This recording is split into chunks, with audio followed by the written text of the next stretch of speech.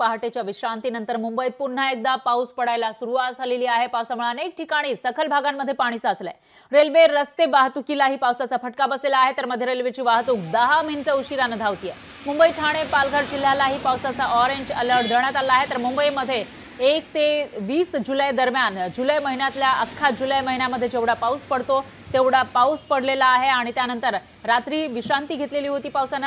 मात्र त्यानंतर आता पुन्हा एकदा सकाळी पावसाला सुरुवात झालेली आहे। तर या पावसामुळे अनेक ठिकाणी सखल भागात पाणी साचले आणि त्याचा परिणाम रस्ते वाहतूक, रेल्वे वाहतुकीला सुद्धा या ठिकाणी सोसावा लागतोय।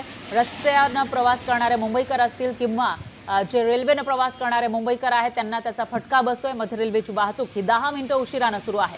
तर मुंबई, ठाणे, पालघर जिल्ह्याला पावसाचा ऑरेंज अलर्ट देण्यात आला।